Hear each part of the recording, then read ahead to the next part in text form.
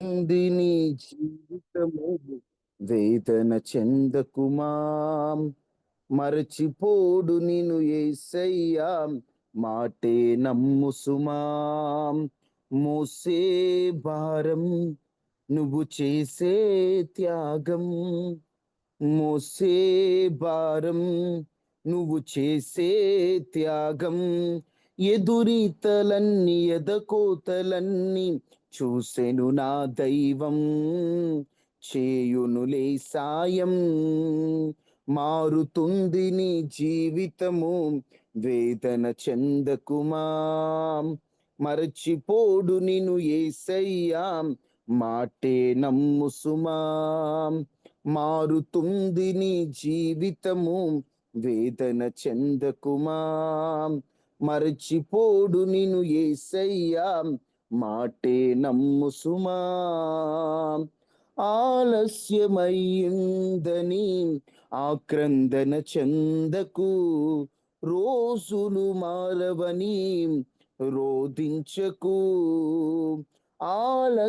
ఆలస్యమయ్యిందని ఆక్రందన చెందకు రోజులు మారవని రోధించకు ఆరోధననే ఆరాధనగా మనుగడనే మాధుర్యముగా ఆరోధననే ఆరాధనగా మనుగడనే మాధుర్యముగా మలుచును నా దైవం విడువకు నీ ధైర్యం మలుచును నా దైవం విడువకు నీ ధైర్యం మారుతుంది నీ జీవితము వేదన చెందకు మరచిపోడు నిన్ను యేసయ్యా మాటే నమ్ముసుమా నీ కథ మారిందని నిరాశలో ఉండకు నీ వ్యధ తీరదని చింతించకు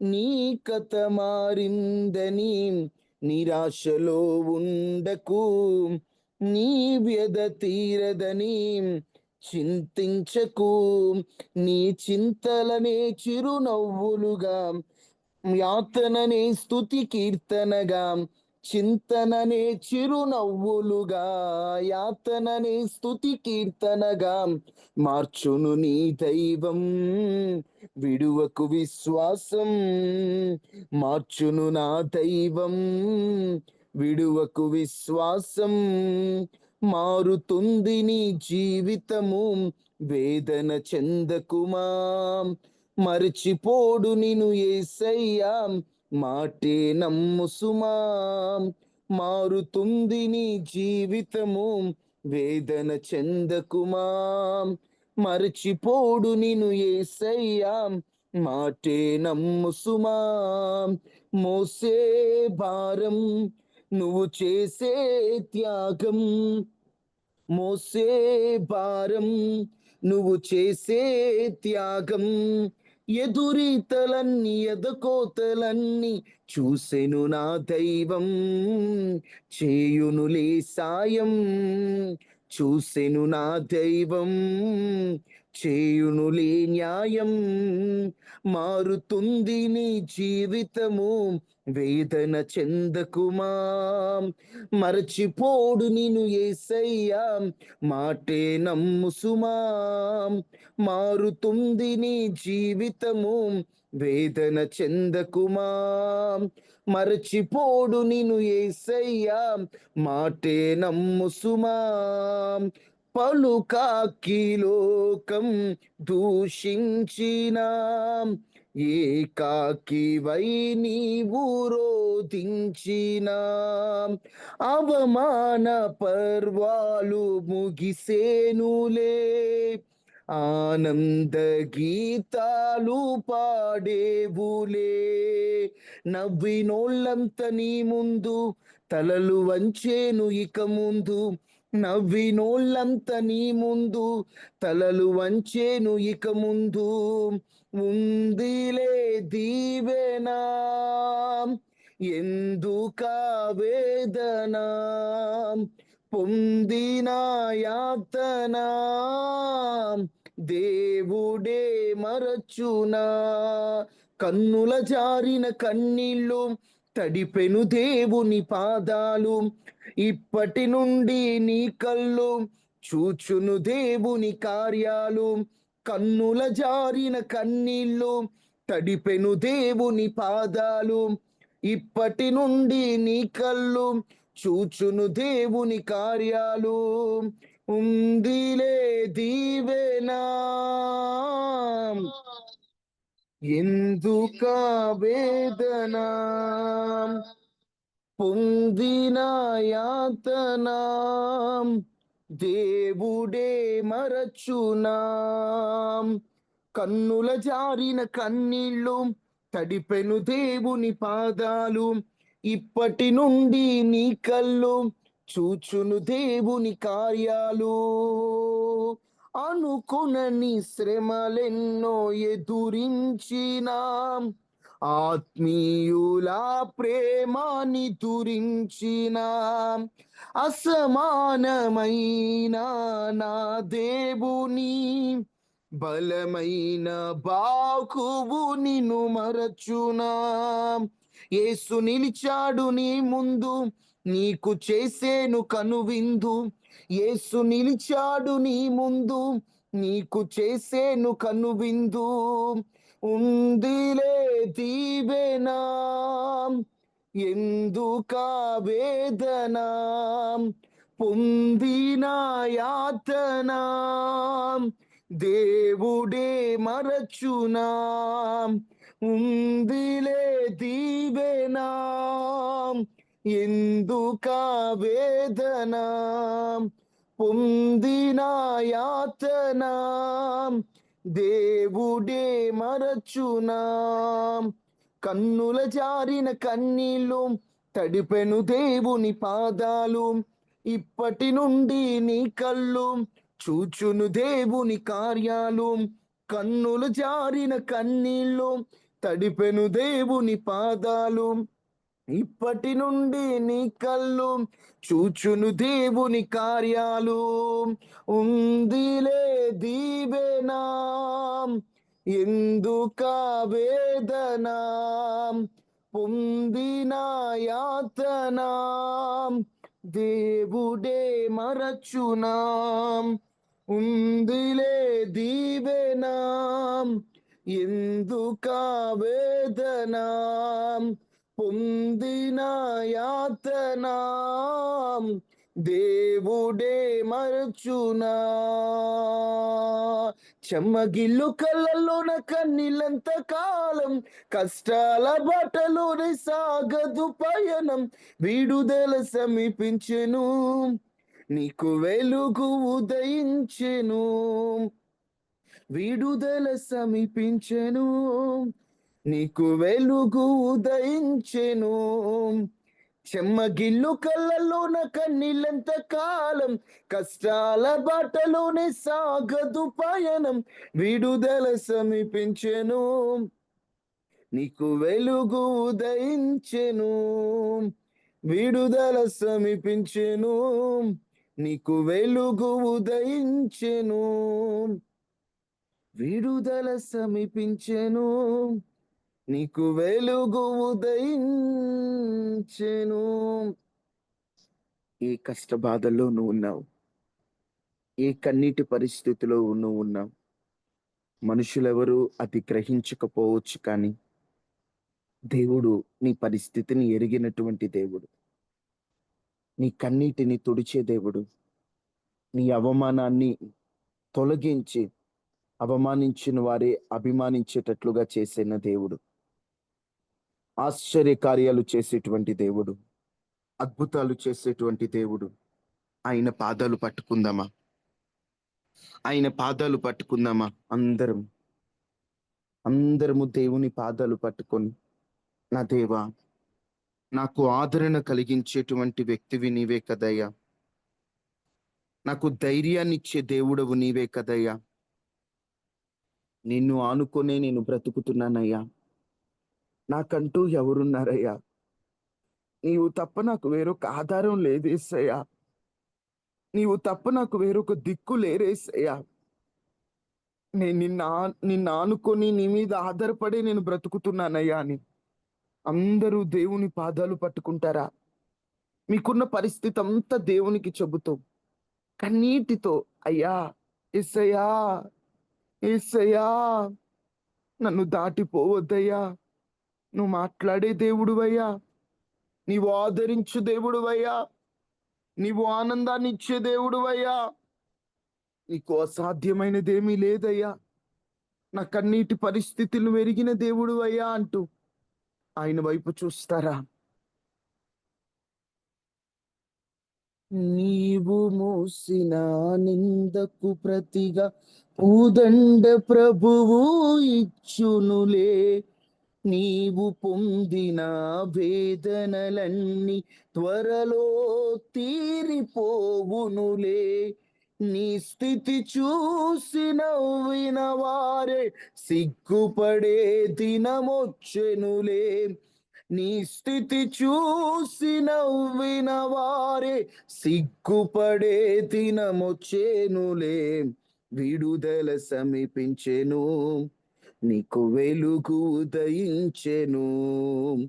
విడుదల సమీపించెను, నీకు వెలుగు ఉదయించెను.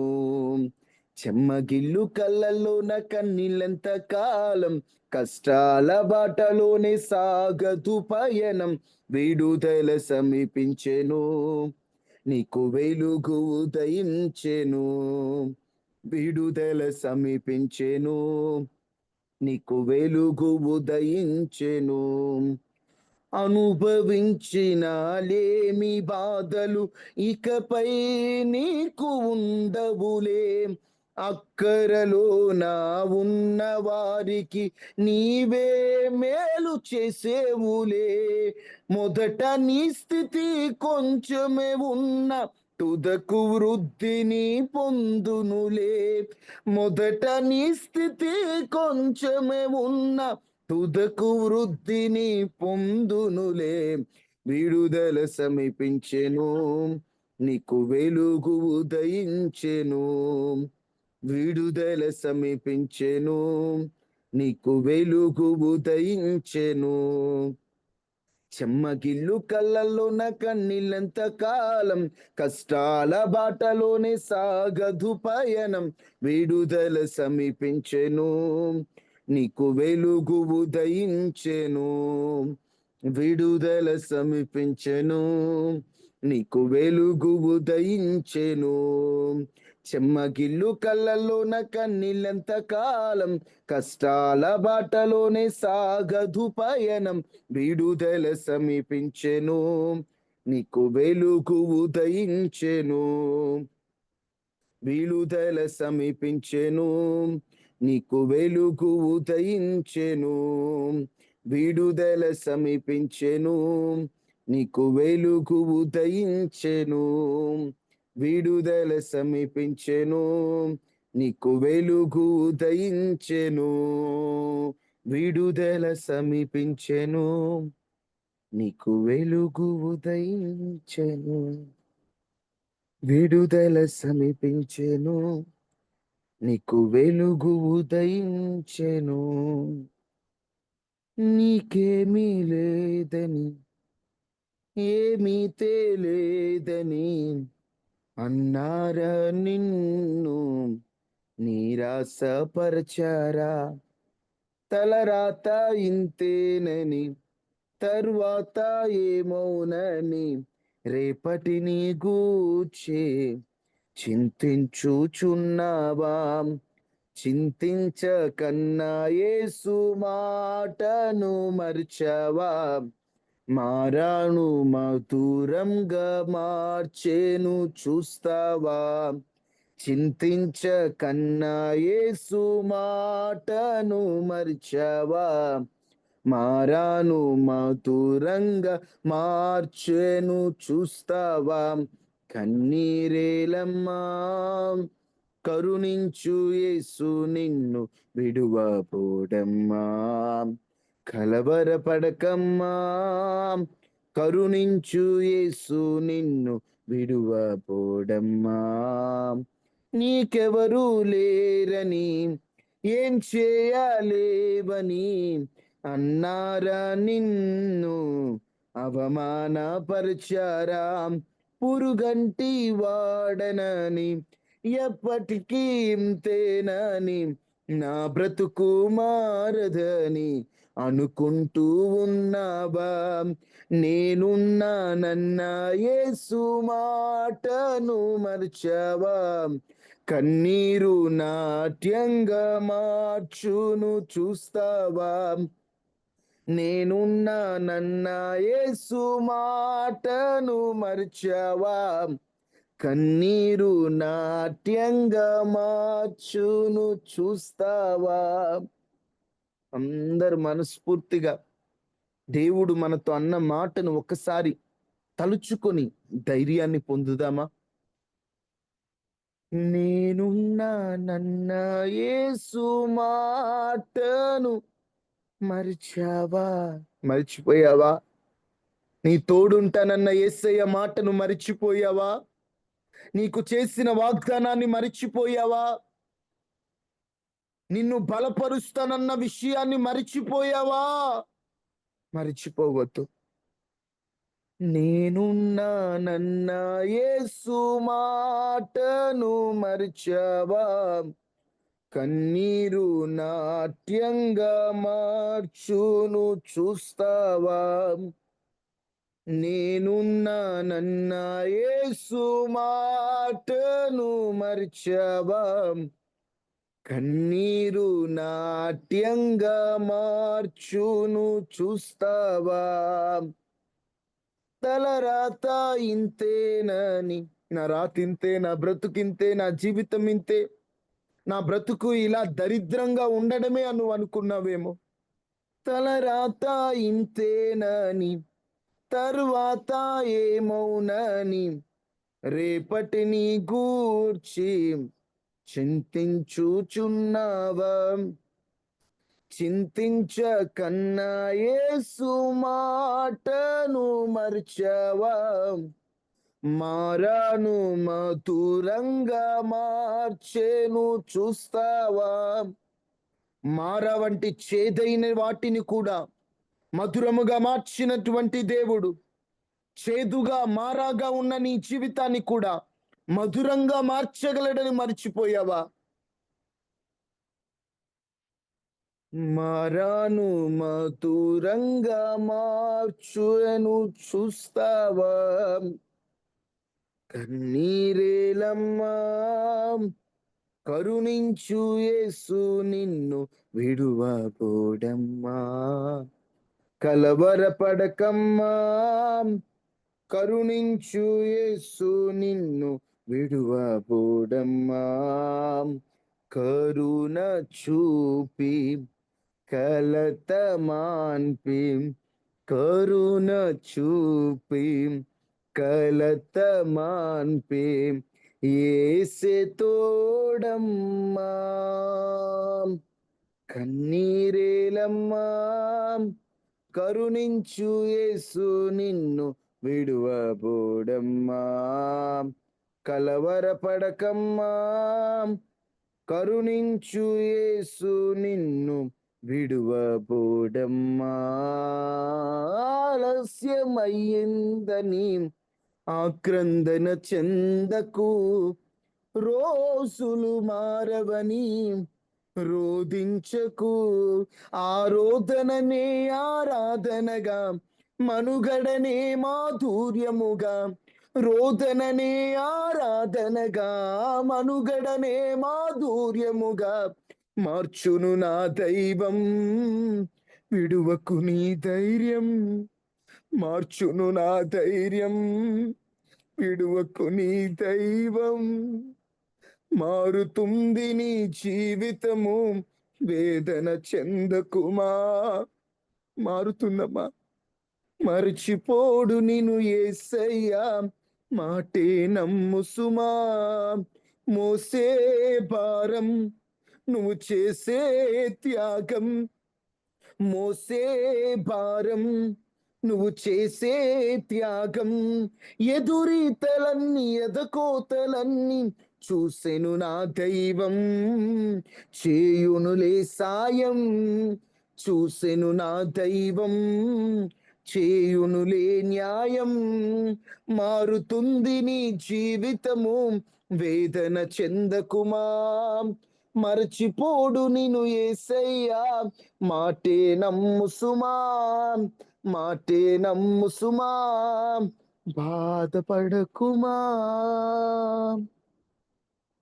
అందరూ తలలు వంచి కళ్ళు మూసుకోండి. వాక్యం కొరకు ప్రార్థన చేసుకుంటూనే ఒక ప్రార్థన అవసరతకు కలిపి కూడా ప్రార్థన చేద్దాం. తల్లిగారు మాణిక్యం అమ్మగారు 4 రోజుల నుండి జ్వరంతో బాధపడుతున్నారు. దేవుడు సంపూర్ణమైన ఆరోగ్యాన్ని అనుగ్రహించినట్లు ప్రార్థన చేసుకుంటూ వాక్యం కొరకు ప్రార్థన చేసుకుందాం. దయగలిగినటువంటి దేవా, కృపా సత్య సంపూర్ణుడా, మాకు ఆదరణ కలిగించే దేవుడవు నీవే. నిజమే, మనుషుల మాటలు, మనుషుల చేష్టలు మాకు కొంతవరకే ఆదరణ ఇస్తాయి. కానీ నీ మాట మాకు ఎప్పుడు ఆదరణ, ఎప్పుడు ధైర్యం ఇస్తుంది. నీ మాటతో మా ప్రాణములను బలపరచండి అయ్యా. సహోదరి స్రవంతి సిస్టర్ గారు వాళ్ళ అమ్మగారు మాణిక్యం అమ్మ కొరకు ప్రార్థన చేస్తున్నాం. 4 రోజుల నుంచి జ్వరంతో బాధపడుతుండగా నజరేయుడైన యేసు నామములో ఆ జ్వరము నుండి ఈ రోజే విడుదల కలుగును గాక. సంపూర్ణమైన స్వస్థత మీరు ఇవ్వండి అయ్యా. తల్లిగారు మీరు ముట్టి సంపూర్ణమైన ఆరోగ్యాన్ని ఇచ్చి, బలాన్ని ఇచ్చి, స్వస్థతనివ్వండి. వాక్యంలోకి వెళ్ళబోచుండగా నీ దాసుని మరుగు చేసి నాతో మాతో మీరు మాట్లాడండి. నీ మాట కొరకు వేచి చూస్తున్నాం. నీ మాట కొరకు కనిపెడుతున్నాం. ఏ కోణములో మాట్లాడతారో, ఏ విధముగా మాట్లాడతారో మాకు తెలియదు. మమ్ములను బలపరుచునట్లుగా, మా ప్రాణములను తెప్పరిల్ల చేయనట్లుగా మీరు మాట్లాడి మమ్ములను బలపరిచి సహాయం చేయమని యేసు నామములో అడిగి వేడుకొని ఉన్నాము తండ్రి. ఆమేన్, ఆమేన్, ఆమేన్.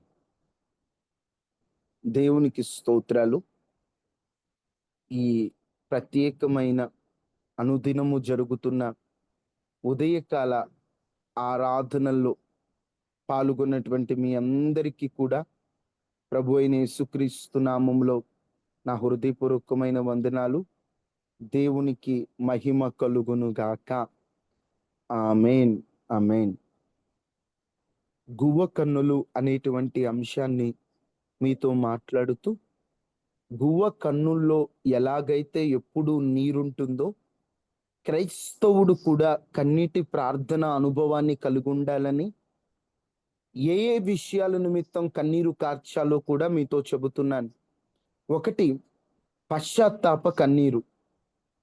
పశ్చాత్తాపడినప్పుడు కన్నీరు ఎందుకు వస్తుంది, ఏ ఏ విషయములో కన్నీరు కార్చి ప్రార్థన చేయాలో, పశ్చాత్తాప కన్నీరు అనేటువంటి అంశములో కొన్ని విషయాలు మనము ధ్యానం చేశాం.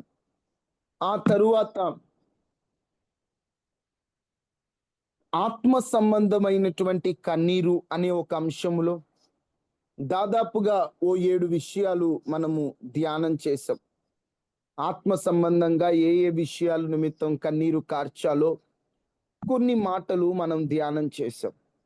ఈ పూట మనము ధ్యానిస్తున్నటువంటి కన్నీరు, 1 పశ్చాత్తాప కన్నీరు, 2 ఆత్మ సంబంధమైన కన్నీరు, 3వది వ్యక్తిగత పరిస్థితుల వలన మనలో ఏర్పడేటువంటి కన్నీరు.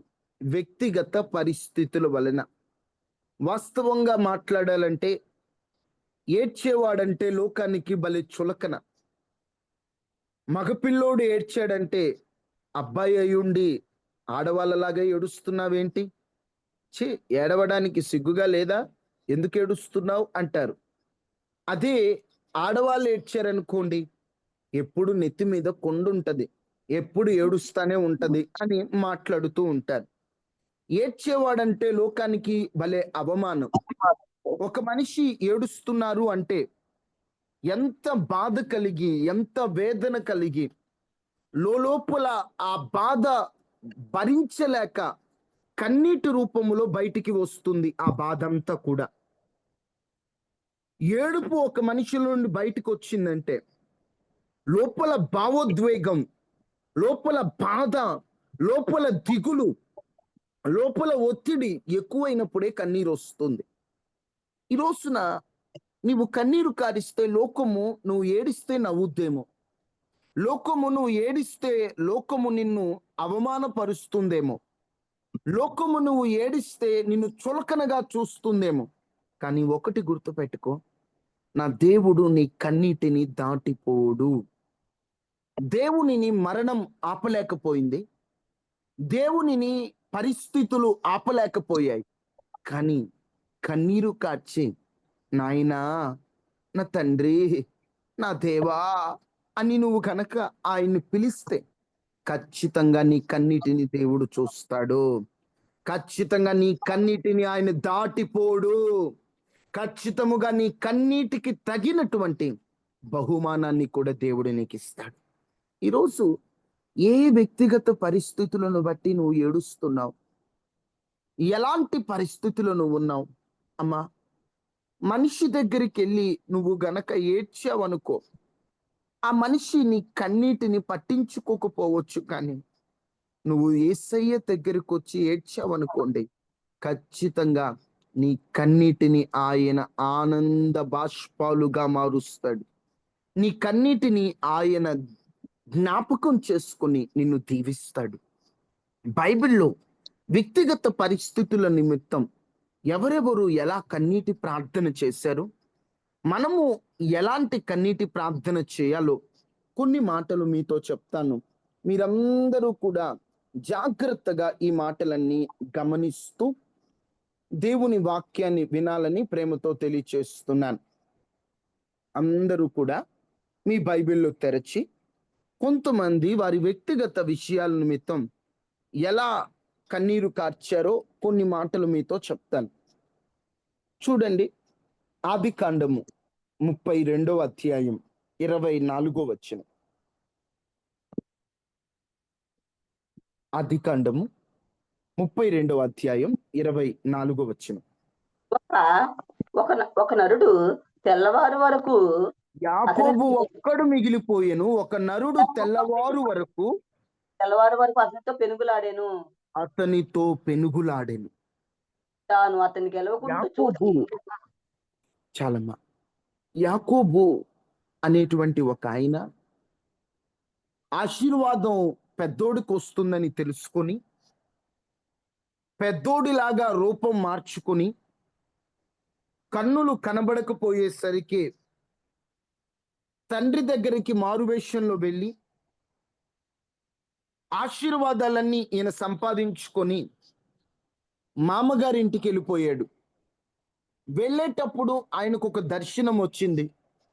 ఆ దర్శన ప్రకారంగా అక్కడ ఒక పేరు పెట్టాడు, ఇది బేతేలు, దేవుని మందిరము అని పేరు పెట్టాడు. చక్కగా దర్శనాలు చూశాడు. మామగారింటికి వెళ్ళాక దర్శనాలు లేవు, ప్రార్థన లేదు, బలిపీఠము లేదు. దేవునిని మరిచిపోయాడు అనడంలో ఆశ్చర్యమేం లేదు. మామ దగ్గరికి వెళ్ళాక పిల్ల కావాలన్నాడు. మామగారు కళ్ళకు కనబడనివ్వకుండా రాత్రిపూట మోసం చేసి చిన్నావును కోరుకుంటే పెద్దావుని ఇచ్చి పెళ్లి చేశాడు. అదేంటి మావా, నేను అడిగింది చిన్నావును కదా అంటే, మాకు ఆచారం ఉంది, ముందు పెద్దాముగా చేయాలి పెళ్ళి అన్నాడు. తర్వాత 7 ఏళ్ళు ఆగాక చిన్నావుని ఇచ్చి పెళ్లి చేశాడు. అలాగున భార్యలు పిల్లలతో యాకోబు చాలా ఆస్తిపరుడయ్యాడు. మామ మోసం చేయాలనుకున్నా, మామ ఇతని ఆస్తి లాక్కోవాలనుకున్నా, దేవుడు యాకోబు పక్షాన ఉండబట్టి యాకోబుకి ఆస్తి సమృద్ధిగా ఉంది.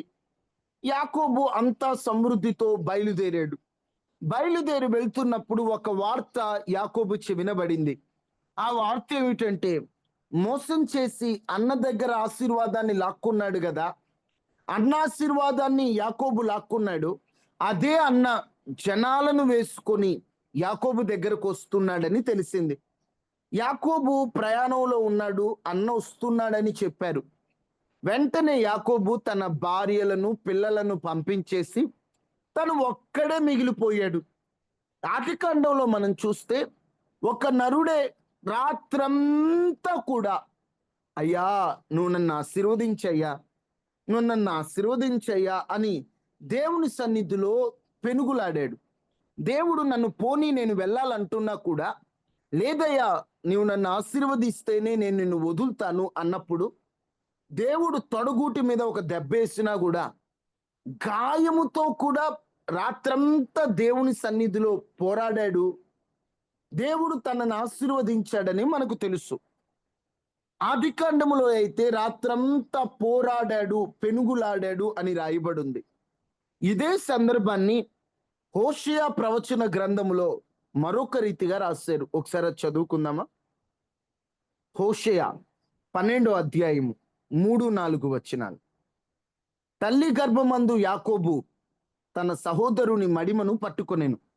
మగసిరి గలవాడే అతడు దేవునితో పోరాడెను. 4వ వచనంలో అతడు దూతతో పోరాడి జయమొందెను. అతడు కన్నీరు విడిచి అతన్ని బతిమాలెను. బేతేలులో ఆయన అతనికి ప్రత్యక్షమాయెను. అక్కడ ఆయన మనతో మాట్లాడెను. అక్కడేమో రాత్రంతా ఆశీర్వదించు ఆశీర్వదించు ఆశీర్వదించు అన్నాడనే ఉంది. కానీ అసలు అర్థం ఏమిటో తెలుసా? రాత్రంతా కన్నీటి ప్రార్థన చేస్తూనే, కన్నీటితో బ్రతిమలాడుకుంటూనే ఉన్నాడు. ఎందుకోసం ప్రార్థన చేశాడయ్యా యాకోబు? ఒకటి, తన జీవితంలో ఎదురైన పరిస్థితిని బట్టి. అన్నలు ఎందుకు వస్తున్నాడో తెలియదు, జనాలను వేసుకొని వస్తున్నాడు, ఏం జరుగుతుందో తెలియదు. అప్పుడి పగ మనసులో ఉందేమో, అప్పుడి ద్వేషం మనసులో ఉందేమో, ఆ అన్న ఏం చేస్తాడో అనే ఒక భయముతో ఆ రాత్రి దేవుని సన్నిధిలో కన్నీరు కార్చి ప్రార్థన చేశాడు. 2, అయ్యా నీకు నేను దూరం అయిపోయాను అయ్యా, నేను బలిపీఠంలో బలర్పించలేదు అయ్యా, నేను ప్రార్థన చేయలేదు, నాకు దర్శన అనుభవం లేదు, నాకు శారీరక ఆశీర్వాదం ఉంది కానీ ఆత్మ సంబంధమైన ఆశీర్వాదం లేదు, నాకు కావాలి ఆశీర్వాదం. తండ్రి దగ్గర లాక్కున్నాను ఆశీర్వాదం, నీ దగ్గర నుండి సంపాదించుకోవాలని ఆత్మీయంగా బలహీనతను బట్టి కన్నీరు కార్చాడు. యాకోబు కన్నీటి ప్రార్థన అనుభవం నుండి ముఖ్యంగా 2 విషయాలు మనకు కనిపిస్తున్నాయి. ఒకటి, ఎదురవుతున్న పరిస్థితిని బట్టి దేవుని సన్నిధిలో కన్నీరు కార్చి ప్రార్థన చేశాడు. ఈరోజు నీ జీవితంలో ఎలాంటి పరిస్థితులు ఎదురవుతున్నాయి? శత్రువులు పెరిగిపోతున్నారు కదా. నీవైతే ఎవరిని శత్రువుగా అనుకోవట్లా, కానీ నిన్ను శత్రువుగా అనుకొని నీ మీద ద్వేషంగా మాట్లాడుతూ, దూషణ మాటలు మాట్లాడుతూ, అవమానంగా మాట్లాడుతూ, నిన్ను త్రోలనాడుతూ, నీ గురించి తప్పుగా మాట్లాడుతున్న ఎంతో మంది శత్రువులు లాంటి వారు ఉన్నారు. వారి నిమిత్తం దేవుని సన్నిధిలో కన్నీటి ప్రార్థన అనుభవం నీకుందా?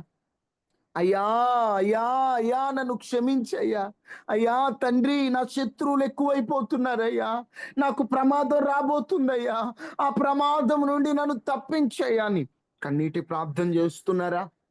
ఎవరైనా మనల్ని శత్రువులుగా అనుకున్నారంటే చాలు, వాళ్ళు అనుకుంటే ఏంటి, నేను కూడా అనుకుంటానని తగాదుకు వెళ్తున్నావు, కానీ దేవుని పాదాలైతే పట్టుకుంటున్నావా?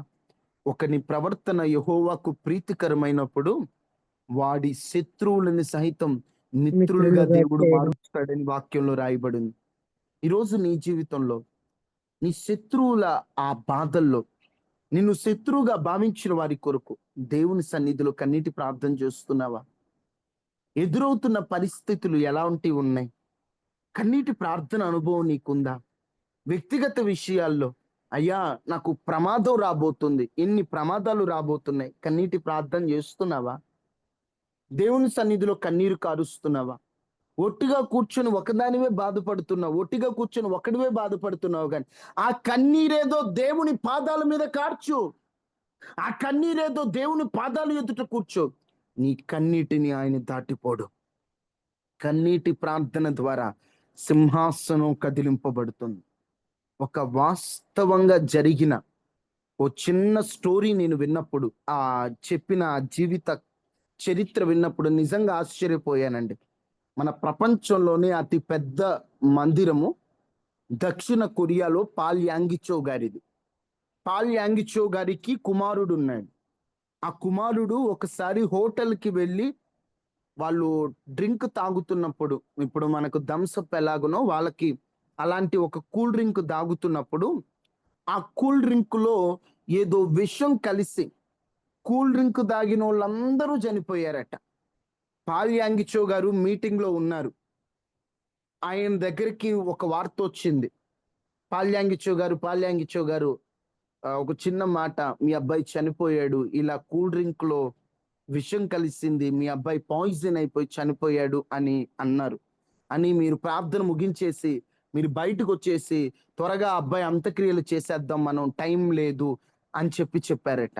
పాల్ యాంగిచో గారు అన్నారు, ఆ అబ్బాయిని తీసుకెళ్ళి మంచం మీద, నా గదిలో మంచం మీద పడుకోబెట్టండి, మీటింగ్ ముగించుకుని నేను వస్తానని. ఏ మాత్రం మీటింగ్ ఆపకుండా, మధ్యలో ఆపే పని లేకుండా వాక్యం చెప్పుకున్నాడు. వాక్యం అంతా పూర్తయింది. విషయాన్ని బయటికి అందరికీ తెలియదు, కానీ కొందరికి తెలిసింది పాల్ యాంగిచో గారి కుమారుడు చనిపోయాడని. పాల్ యాంగిచో గారి ఇంటికి వెళ్ళిన వెంటనే పాల్ యాంగిచో చెప్పినట్లుగానే మంచం మీద ఆ అబ్బాయి పడుకోబెట్టుబడి ఉన్నాడట. పాల్ యాంగిచో గారు వెంటనే అటువైపు చూసి, అయ్యా, నీవు నాకు ఈ బిడ్డనిచ్చింది చిన్న వయసులో నువ్వు తీసుకోవడానికి కాదు, నువ్వు ఇచ్చిన బిడ్డ, ఈ బిడ్డ నీ సేవ చేయాలి, నువ్వు ఒక ఆలోచనతో ఇచ్చావు, నువ్వు ఒక ప్రణాళికతో ఇచ్చావు. 17 ఏళ్ళకి ఈ బిడ్డ చనిపోతే నీ ప్రణాళిక సంగతి ఏంటి? 17 ఏళ్ళకి ఈ బిడ్డ చనిపోతే నీ ప్రణాళిక ఏమైపోద్దని ఏడ్చుతూ ఉన్నాడట. కన్నీటితో ప్రార్థన చేస్తూనే ఉన్నాడట. ఆపకుండా మొరపెడుతూనే ఉన్నాడట. చూసే వారికి అర్థం కావట్లే, పాల్ యాంగిచో గారికి ఏమైంది? చచ్చిపోయాడా బిడ్డ? ఈయన ఎందుకు అంత ఏడుస్తున్నాడు? ఎందుకు అంత తెగ బాధపడుతున్నాడు? సరేలే, తండ్రి బాధ కదా అనుకుంటున్నారు. కన్నీరు కార్చి ప్రార్థన చేస్తూనే ఉన్నాడు. వాస్తవంగా జరిగింది. చేస్తూనే ఉన్న కొంతసేపటికి డాడీ అని పిలిచాడట. డాడీ అని పిలిచిన వెంటనే ఆ తండ్రి ప్రార్థన చేస్తూ కన్నీటితో మొరపెడుతూనే ఆమేన్ అని చెప్పి చూసేసరికి, నాన్న నేను వచ్చేసాను అన్నాడట. అదేంట్రా? ఆ తండ్రికి ఆశ్చర్యంతో బిడ్డను కౌగిలించుకుంటే, నాన్న నువ్వెందుకు ప్రార్థన చేసావు, నువ్వు ఏడ్చావు ఎందుకు అన్నాడట. బాబు, నువ్వు నాకు కావాలి, అందుకే నేను ఏడ్చానంటే, నాన్న నేను చనిపోయి నేను యేసు ప్రభు దగ్గర ఉన్నాను నాన్న. యేసు ప్రభు దగ్గర ఉన్నప్పుడు ఆ రాజ్యం ఎంతో బాగుంది నాన్న. యేసు ప్రభు దగ్గర నేను ఉన్నాను. ఆయన దగ్గర నేను ఉన్నప్పుడు నాన్న నువ్వు ఏడుస్తుంటే యేసు ప్రభు ఆయన సింహాసనం మీద కూర్చున్నాడు లేచి నా దగ్గరకు వచ్చి, బిడ్డా నీకోసం మీ నాన్న ఏడుస్తున్నాడ్రా, మీ నాన్న ఏడుస్తుంటే నేను కూర్చొని ఉండలేకపోతున్నాను, రా నిన్ను మీ నాన్న దగ్గర వదిలిపెడతానన్నాడు.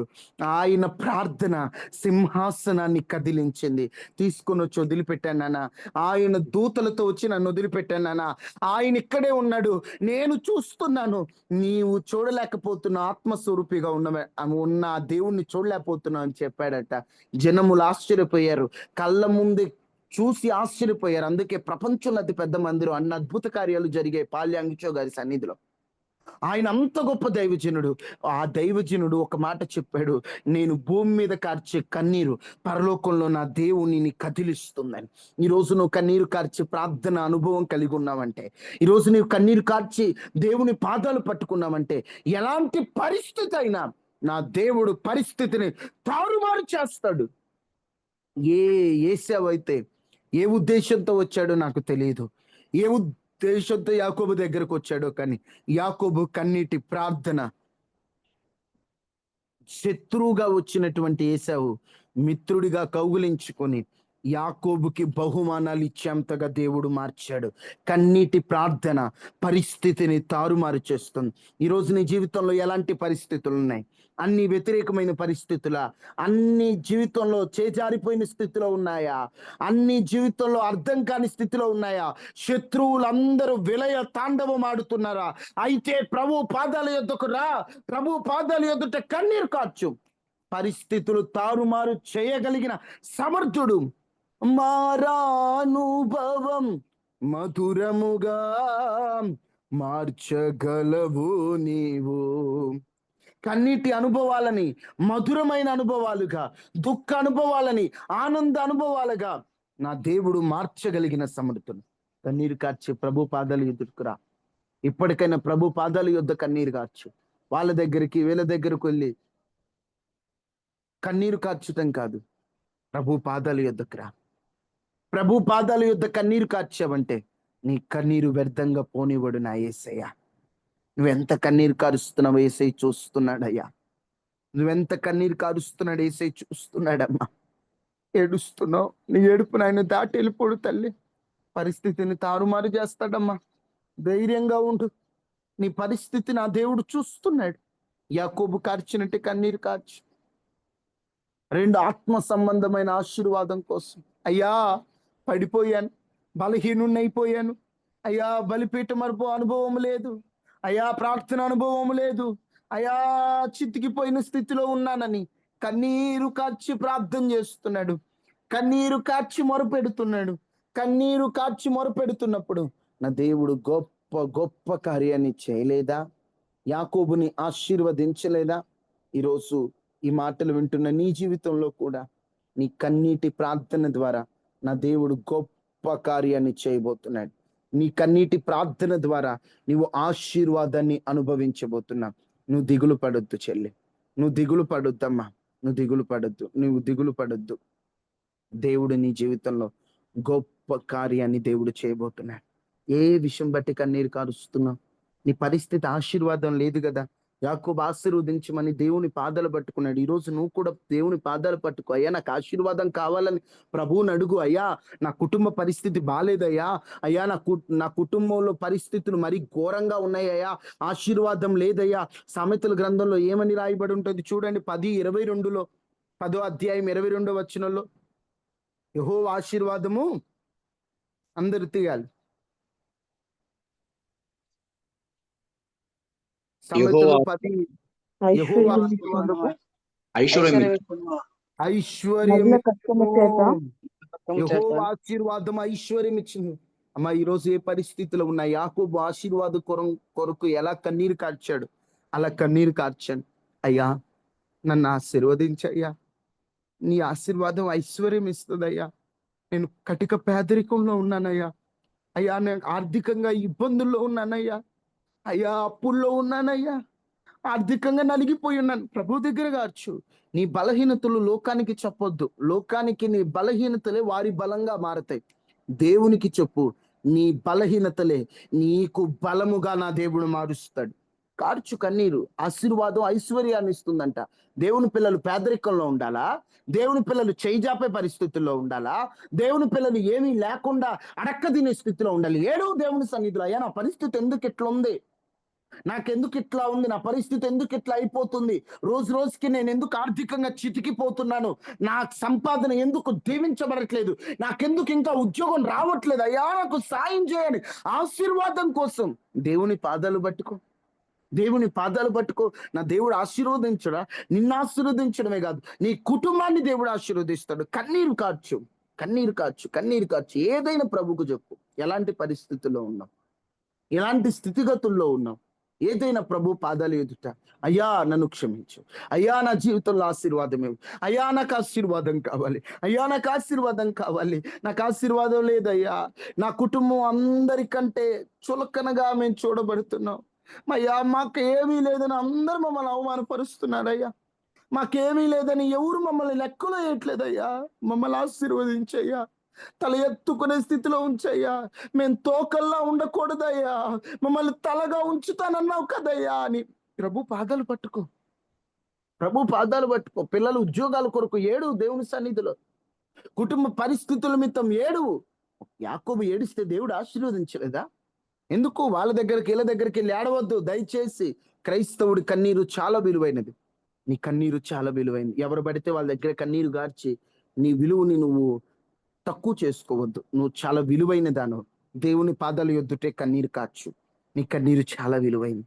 ప్రభు నీ కన్నీటిని చూస్తున్న దేవుడు, నీ కన్నీటిని గమనిస్తున్నటువంటి దేవుడు, నీ కన్నీటిని దాటిపోని దేవుడు. నిజం చెప్తున్నాను, కన్నీరు కార్చి ప్రార్థన చేయటం వల్ల ఎన్ని కార్యాలు జరుగుతాయో నేను చాలా చెప్పాలనుకున్నాను. కానీ ఈ అంశాన్ని ఈ తక్కువ సమయంలోనే ముగించాలి. ఎందుకంటే పౌరం గుర్చిన విషయాలు రేపటితో ముగించాలి. నా టార్గెట్ రేపటితో ముగిస్తే మనం ఇంకొన్ని విషయాలు మనం ముందు కాలంలో ధ్యానించవచ్చు. ఈరోజు పరిస్థితుల నిమిత్తం ఎలా కన్నీరు కార్చాలో మీతో చెప్తున్నాను. నీకు ఆర్థిక సమస్యలైనా, ఆశీర్వాదం కోసమైనా, లేకపోతే నువ్వు బలహీనపడిన ప్రభు సన్నిధిలో ప్రభు పాదాలు పట్టుకొని కన్నీరు దాటిపోదు. బైబిల్లో చూడండి ఒక్క మాటని, యోవేలు గ్రంథం 3వ అధ్యాయం 18వ వచనం. ఆ దినమందు పర్వతములో నుండి క్రొత్త ద్రాక్షరసం పారును, కొండల్లో నుండి పాలు ప్రవహించును, యూదా నదులన్నిటిలో నీరు పారును. ఇక్కడి నుంచి నీటి ఊట యెహోవా మందిరములో నుండి ఉబికి పారి షిత్తీము లోయను తడుపును. ఒక నీటి ఊట మందిరంలో నుండి బయటపడిందంట. నీటి ఊటలంటే తెలుసు కదమ్మా. ఆ నీటి ఊట మందిరంలో నుండి బయలుదేరి షిత్తీము అనే ప్రదేశంలోకి వెళ్ళాయట. మందిరము 2 రకాలు. ఒకటి మనము కూడుకునేటువంటి స్థలం, అది రాళ్లతో కట్టినటువంటి మందిరం. అది కూడుకునేటువంటి స్థలాన్ని దేవుని మందిరం అంటారు. 2, నువ్వు నేనే దేవుని మందిరం. నువ్వు నేను దేవుని మందిరం అయినప్పుడు ఈ మందిరములో నుండి ఉబికే నీరు అనగా మనలో నుండి బయలుదేరి ఈ కన్నీరు, ఆ కన్నీటి ప్రార్థన అనుభవం ఎక్కడికి వెళ్తుందట? షిత్తీము లోయలోకి వెళ్తుంది. షిత్తీము అనగానే తుమ్మ చెట్ల లోయ. షిత్తీము లోయ అంటే తుమ్మ చెట్ల లోయ. తుమ్మ చెట్లు అంటే తెలుసు కదా అమ్మా.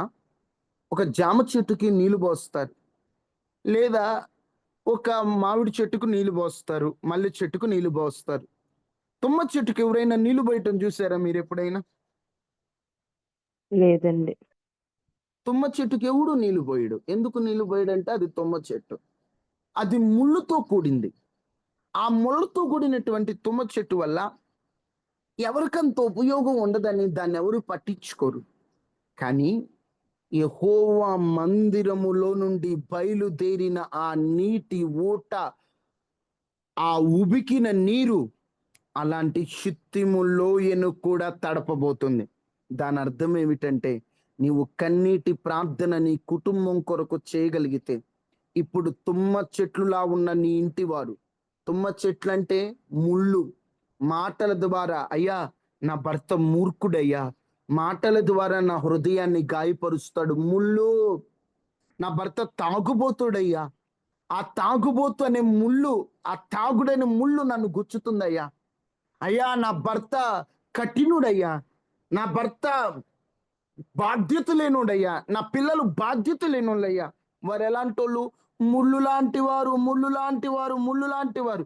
ఇప్పుడు అలాంటి తుమ్మ చెట్లని కూడా తడపగలిగేది ఏంటో తెలుసా? నీ కన్నీరు. నొక్క మాట చెప్తాను, నీ కన్నీటి ప్రార్థన నీ ఇంట్లో మూర్ఖులను, పనికి మాలిన వారిని, పాపములో ఉన్న వారిని కూడా మార్చగలిగిన శక్తి నీ కన్నీటి ప్రార్థనకు ఉంది. నిజమండి. పనికిరాని ఆ తుమ్మ చెట్లకి ఈ నీరు పోతుందా? ప్రార్థన నిబంధనలో ఏది వాడాలన్నా, అంటే ప్రత్యక్ష గుడారములో ప్రతి దాన్ని దేనితో వాడతారు మీకు ఎన్నోసార్లు చెప్పాను. ఇప్పుడు బలిపీఠం చేయాలి, ఏ కర్రతో చేస్తారు? దేవదారు మ్రాన, తుమ్మకర్రతోనండి. అది పనికిరాని తుమ్మకర్ర సార్. అలాంటి తుమ్మ కర్ర కూడా బలిపీఠంలో ఉపయోగపడుతుంది. అలాంటి తుమ్మకర్ర కూడా సముఖపు రొట్టెల బలలో ఉపయోగపడుతుంది. అలాంటి తుమ్మకర్ర కూడా మందస్సంలో ఉపయోగపడుతుంది. అబ్బా, అంత భాగ్యం తుమ్మకర్రకు వచ్చింది. ఈరోజు నీ కన్నీటి ప్రార్థన షిత్తీము లోయ లాంటి నీ కుటుంబంలో ఉన్న వారి మనస్సులు కూడా కదిలింపబడాలి. ఈరోజు కన్నీటి అనుభవం నీకుందా? వ్యక్తిగతంగా నీ భర్త నేను బాధ పెట్టాడా? అందరి దగ్గరికి వెళ్ళి ఏడవద్దు. నీ భర్త ఎన్ననుకున్నా నీ భర్త అంటే నీకు ఇష్టమే, ఆయన మాటలే నీ బాధ. నువ్వు వెళ్ళి ఇంకొకరికి నా భర్త ఇట్టాడు, నా భార్య ఇట్టాంటిది, నా పిల్లలు ఇట్టాంటోళ్ళు అన్నారనుకోండి, వాళ్ళకు చులకనైపోతాడు నీ భర్త, వాళ్ళకు చులకనైపోతారు నీ భార్య, వాళ్ళకు చులకనైపోతారు నీ పిల్లలు. అందుకే మనుషుల దగ్గర ఏడవద్దు. నీ భర్త బాధ పెట్టాడు, పోయి ప్రభు పాదాల దగ్గరకు వచ్చా, అయ్యా నా భర్త ఇలా అన్నాడయ్యా, నా భర్తను మార్చయ్యా. ఏం మాట్లాడద్దు, ఏడు ప్రభు సన్నిధిలో. అంతే. నువ్వు ఎంత ఏడిస్తే నీ దేవుడు అంత కార్యం చేస్తాడు నీ జీవితంలో. నీ బాధ అంతా ఆయనకి చెప్పుకో, నీ భారం అంతా ఆయన మీద మోపు. ఎలాంటి పరిస్థితిలో ఉన్నా ఆయన పాదాల యొద్ద కూర్చో. ఖచ్చితంగా నీ జీవితాన్ని నా దేవుడు మారుస్తాడు. ఖచ్చితంగా. అంటే నీ కన్నీటిని ఆయన దాటిపోడు. ఈ కన్నీటిని ఆయన దాటిపోడు. పాపాత్మురాలైనటువంటి స్త్రీ వచ్చింది. లూకా సువార్త 7:47 ఆమె వచ్చింది. వచ్చి అలాగన ఆయన చూస్తూ ఆమె కన్నీళ్లతో ఆయన పాదాలు తడిపింది, తల వెంట్రుకలతో తుడిచింది. అప్పుడు యేసుప్రభు ఆమెను ఉద్దేశించి ఏమంటాడు? లూకా 7:47 ఆమె విస్తారముగా ప్రేమించెను గనుక ఆమె యొక్క విస్తార పాపములు క్షమింపబడినని నీతో చెప్పుచున్నాను. ఏం చేసింది ఆమె? వచ్చే దేవా పాపిని అనిందా? బాధ ఎక్కువగా ఉన్నప్పుడు మాట రాదండి. ఏం చేయాలో అర్థం కాల. సీమోన్ ఇంట్లో యేసయ్య ఉన్నాడు. ఇంట్లోనికి వెళ్ళింది. ఏ వెతుక్కోలా, ఆయన పాదాలు వెతుక్కుంది. పాదాలు వెతుక్కొని ఆయన పాదాల దగ్గర కన్నీటితో ఆయన పాదాలను తడిపింది. వెంటనే తల వెంట్రుకలతో తుడిచింది. ఆయన పాదాలను కన్నీటితో తడిపింది. వెంటనే ఆయన అంటాడు, ఆమె చేసింది ఏంటి నాకు నచ్చలేదు అనగానే యేసయ్య అంటాడు, ఆమె నన్ను విస్తారంగా ప్రేమించింది, ఆమె విస్తారమైన పాపాలు క్షమింపబడింది. కన్నీరే గార్చిందండి. నోటి మాటతో చెప్పలేని ఎన్నో విషయాలు కన్నీటి రూపంలో దేవుని పాదాల యొద్ద చెప్పొచ్చు. నోటి మాటతో చెప్పలేనని విషయాలు ఒక కన్నీటి బొట్టే ఒక గ్రంథములాగా మన బాధ దేవునికి చెప్పొద్దు. అందుకే కన్నీరు కార్చే. ఎంత బాధ ఉన్నా ఆయన పాదాలు ఎదుట కూర్చోండి. ఎంత కన్నీరు గారిస్తే అంత ఎక్కువ దేవుని ప్రేమిస్తున్నట్ట. రోజు దేవుని పాదాలు ఎదుకురా. అన్నా కూడా బిడ్డలు లేరని చెప్పి ఎవరికి చెప్తుందండి? మనోదుఖము గలదై ప్రార్థన చేస్తూ కన్నీటితో దేవుని పాదాలు పట్టుకుంది. ఆమె కన్నీటిని దేవుడు తుడిచి సంవత్సరం గడిచేసరికి చక్కటి బిడ్డను ఇవ్వలేదా? కన్నీటిని దేవుడు దాటిపోతాడా? వ్యక్తిగత పరిస్థితుల నిమిత్తం ఈరోజు నీ పరిస్థితి బాగాలేదు, వీళ్ళు కూడా నీలాగే కన్నీరు గార్చిన వాళ్ళు, ఈరోజు వీళ్ళు నీలాగే బాధపడిన వాళ్ళు.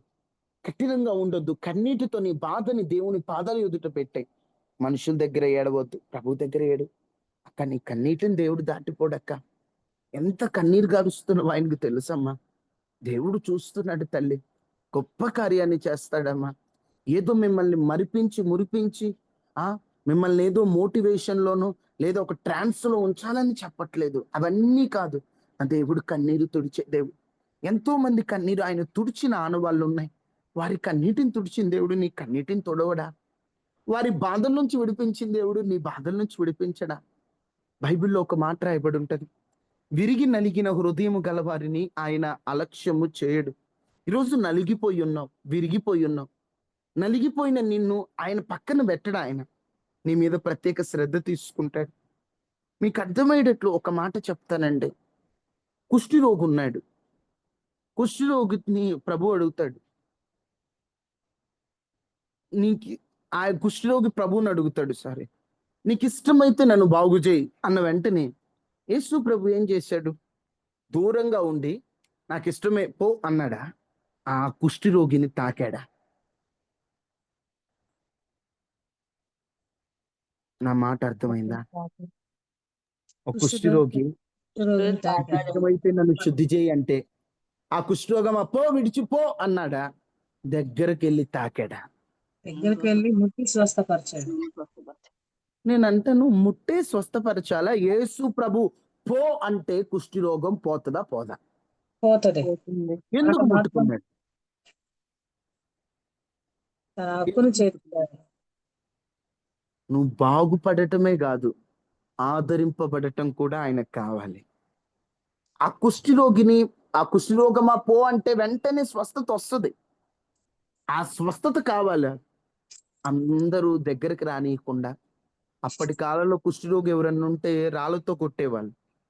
కుష్ఠిరోగి ఎక్కడైనా కనిపిస్తే రాళ్ళతో కొట్టి దగ్గరికి రానివ్వరు. నిన్నెవరికి దగ్గరికి రానివ్వట్లేదు కదా. ఇన్నాళ్ళు ఒక్కడివే కునిగిపోయి అందరికి దూరంగా ఎవరి దగ్గరికి వెళ్ళాలో అర్థం కాక ఒంటరిని ఏకాకిని అనుకుంటూ ఏకాంతంగా ఉన్నావు కదా.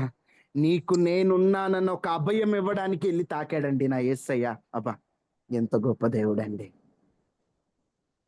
బాగుపడటమే కాదు, ఆదరింపబడటం కూడా ఆయనకు కావాలి. ముట్టాడు, ఆ కుష్ఠరోగి అనుకుంటాడు, అయ్యా ఇంతవరకు ఈ శరీరానికి స్పర్శ లేదు, నువ్వు తాకావు, నాకు చాలా ఇస్తయ్యా, నువ్వు నన్ను ముట్టావు, నాకు చాలు ప్రభువా, నేను బ్రతికేస్తానయ్యా, నువ్వు నన్ను తాకావు, నాకు ఇంకా చాలు ప్రభువా, నన్ను ముట్టినావు, నాకు అంది చాలనుకొని ఉంటా. నువ్వు బాగుపడడమే కాదు నా యేసయ్యకి, నువ్వు ఆదరణ పొందడం కూడా కావాలి, నువ్వు ధైర్యం పొందడం కూడా కావాలా, నువ్వు స్వస్థత పొందడమే కాదు, నువ్వు మనస్సు కుదుట పడటం కూడా ఆయనకు కావాలి. నువ్వు బాధలో ఉంటే ఆయనకి ఇష్టం ఉండదు. నువ్వు బాధపడుతుంటే నీ భర్త ఏమైందని అడగడేమో, నువ్వు బాధపడుతుంటే నీ తల్లిదండ్రులే ఏమైందని అడగరేమో, నువ్వు బాధపడుతుంటే నీ పిల్లలే అమ్మా బాలేదా, నాన్న బాలేదా, అన్న బాలేదా, అక్క బాలేదా అని నీ అనారోగ్యాన్ని కూడా చూసి కూడా నేను పట్టించుకోరేమో. కానీ నా దేవుడు పట్టనట్లు ఉండే దేవుడు కాదు, నీ మీద ప్రత్యేక శ్రద్ధ నిలిపే దేవుడు, నీ మీద దృష్టి ఉంచే దేవుడు ఆయన. అంత గొప్ప ప్రభుని కలుగున్నాం. ఆయన ఆదరణ పొందుతావా? నువ్వు ఇన్నాళ్ళు ఎక్కడెక్కడ కన్నీరు కార్చావో, ఈరోజు ఆయన పాదాలు ఎదుట కన్నీరు కార్చు, మోకరించి ప్రార్థన చేసుకుందాం. నా దేవా, నా దేవా, నా కన్నీటిని చూసిన దేవుడు బై కదయ్యా, నా కన్నీటిని చూసే దేవుడు కదయ్యా, నా కన్నీటిని చూసే దేవుడు కదయ్యా.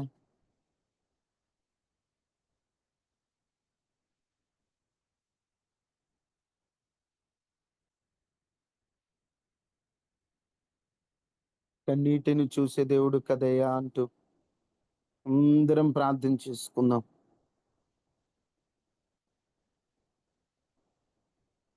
అయ్యా, కన్నీటిని చూసే దేవుడు కదయ్యా, నా కన్నీరు ఒక్కసారి చూడండి అయ్యా, నా కన్నీరు ఒక్కసారి చూడండి అయ్యా,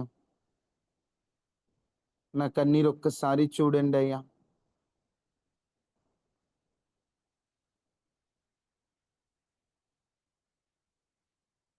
అందరూ చిన్న ప్రార్థన చేసుకోండి.